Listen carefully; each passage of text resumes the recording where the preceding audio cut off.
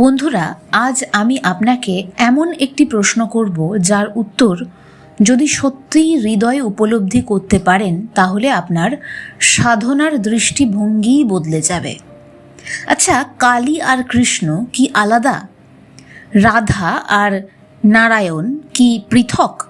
শিব আর বিষ্ণুর মধ্যে কি সত্যিই কোনো ভেদ আছে? যদি ভেদ না থাকে তাহলে যুগ যুগ ধরে এত মত, এত সম্প্রদায়, এত তর্ক কেন? আর যদি ভেদ থাকে তাহলে কেন শ্রী শ্রী রাম ঠাকুর ঘোষণা করলেন কালী আর কৃষ্ণ কি রাধা কি ভগবান, দ্বিতীয় কিছুই নাই? এই একটি বাক্যের মধ্যে লুকিয়ে রয়েছে উপনিষদের মহাবাক্য, গীতার পরম জ্ঞান, ভক্তির চূড়ান্ত রহস্য এবং অদ্বৈত উপলব্ধির দরজা। আজ আমরা শ্রী শ্রী রাম ঠাকুরের এই অমৃত বাণীকে গীতা, উপনিষদ, ভাগবত এবং সাধকদের অভিজ্ঞতার আলোকে গভীরভাবে বুঝতে চেষ্টা করব এবং জীবনে সেই চিন্তাধারা কিভাবে প্রয়োগ করা যায় সেই আলোচনাও করব। ভিডিওটি শেষ পর্যন্ত দেখুন, কারণ শেষে আমরা জানব কেন ভগবানকে বহু রূপে দেখেও জ্ঞানীরা এককেই বিশ্বাস করেন বা দর্শন করেন। মানুষের সবচেয়ে বড় ভুল হলো রূপকে সত্য মনে করা। আমরা পৃথিবীতে জন্ম নেওয়ার পর থেকেই নাম আর রূপের জগতে বাস করি।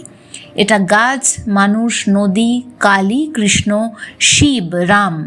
আমাদের চোখ সর্বদা ভিন্নতা দেখে, কিন্তু প্রশ্ন হলো চোখ যা দেখে সেটাই কি শেষ সত্য? উপনিষদ বলছে না। ছান্দোগ্য উপনিষদে ঋষি উদ্দালক তার পুত্র শ্বেতকেতুকে বলছেন একামেবা দ্বিতীয়ম, অর্থাৎ তিনি এক, দ্বিতীয় কেউ নেই। সৃষ্টির আগে শুধু সেই এক পরম সত্তাই ছিলেন। নাম ছিল না, রূপ ছিল না, দেবতা ছিল না, জগৎ ছিল না, ছিলেন শুধু তিনি।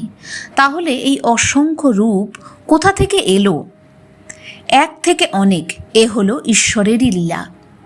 সূর্য একটি, কিন্তু হাজারো জলাশয়ে হাজারো সূর্য দেখা যায়। আকাশ একটি, কিন্তু হাজারো ঘরের মধ্যে হাজারো আকাশ দেখা যায়। বিদ্যুৎ একটি, কিন্তু বাল্ব, পাখা, ফ্রিজ, কম্পিউটার, বিভিন্ন যন্ত্রে বিভিন্ন কাজ করে। তেমনি পরম ব্রহ্ম একই, কিন্তু তার প্রকাশ অসংখ্য। এই কারণে গীতায় ভগবান শ্রীকৃষ্ণ বলছেন, যে যেভাবে আমাকে ভজনা করে আমি সেভাবেই তার কাছে প্রকাশিত হই। কেউ মাতৃরূপে ডাকেন, তিনি কালী হয়ে আসেন। কেউ প্রেম রূপে ডাকেন, তিনি রাধা কৃষ্ণ হয়ে আসেন। কেউ জ্ঞান রূপে ডাকেন, তিনি নিরাকার ব্রহ্ম হয়ে প্রকাশিত হন। কেউ সেবার মধ্যে খোঁজেন, তিনি জীব রূপে প্রকাশিত হন। রূপ বদলে যায়, কিন্তু সত্তা বদলায় না। তাহলে রাধা ও কৃষ্ণ কি দুই? বৈষ্ণব তত্ত্বের সবচেয়ে গভীর রহস্য এখানেই। বাহ্য দৃষ্টিতে রাধা ও কৃষ্ণ দুই, কিন্তু তত্ত্ব দৃষ্টিতে এক। গৌড়ীয় বৈষ্ণব আচার্যরা বলেন রাধা হলেন কৃষ্ণের আহ্লাদিনী শক্তি। আগুন ও তার তাপ যেমন আলাদা নয়, সূর্য ও তার আলো যেমন পৃথক নয়, তেমনি কৃষ্ণ ও রাধাও পৃথক নন। শক্তিমান ও শক্তি অভেদ।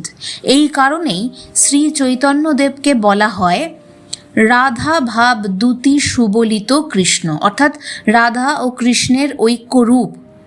শ্রী শ্রী রাম ঠাকুরের উক্তি এই তত্ত্বেরই সহজ প্রকাশ। কালী আর কৃষ্ণ কি এক? এখানেই অধিকাংশ মানুষের বিভ্রান্তি।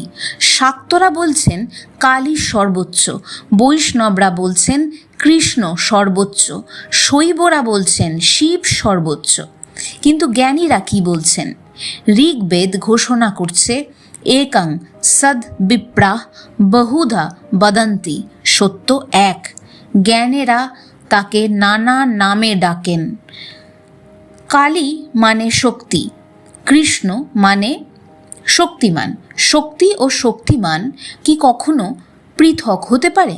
যেখানে আগুন আছে সেখানেই তো তাপ আছে, যেখানে তাপ আছে সেখানে আগুনের অস্তিত্ব আছে। সুতরাং কালী আর কৃষ্ণ দুই নন, একই তত্ত্বের দুই ভাব। গীতার বিশ্বরূপ দর্শন। অর্জুন যখন কুরুক্ষেত্রে দাঁড়িয়েছিলেন তখন তিনি কৃষ্ণকে শুধু একজন বন্ধু ভাবতেন, কিন্তু একসময় ভগবান তাকে দিব্য চক্ষু দিলেন। তারপর কি হলো? অর্জুন দেখলেন সমস্ত দেবতা, সমস্ত ঋষি, সমস্ত জগৎ, সমস্ত সৃষ্টি সবই কৃষ্ণের মধ্যে অবস্থান করছে। তখন তিনি উপলব্ধি করলেন এখানে দ্বিতীয় কিছু নেই, সবই সেই একের প্রকাশ। শ্রী শ্রী রাম ঠাকুরের বাণী আমাদের সেই বিশ্বরূপ দর্শনের দিকেই নিয়ে যায়। সকলই একাদশ বলিয়া জানিতে হয়। এর গভীর অর্থ কি? বাক্যটি অত্যন্ত রহস্যময়। এক অর্থে একাদশ বলতে বোঝায় 5 জ্ঞানেন্দ্রিয়, 5 কর্মেন্দ্রিয় এবং মন।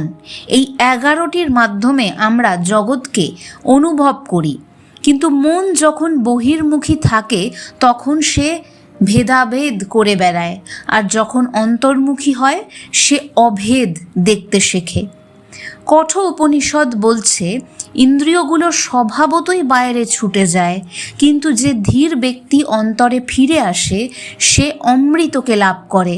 তাই মন যখন ভগবানে স্থির হয় তখন কালী, কৃষ্ণ, রাধা, শিব সব রূপের অন্তরে এক পরম সত্তাকে উপলব্ধি করা যায়। আচ্ছা, মানুষ তাহলে ভেদ কেন করে? কারণ অহংকার।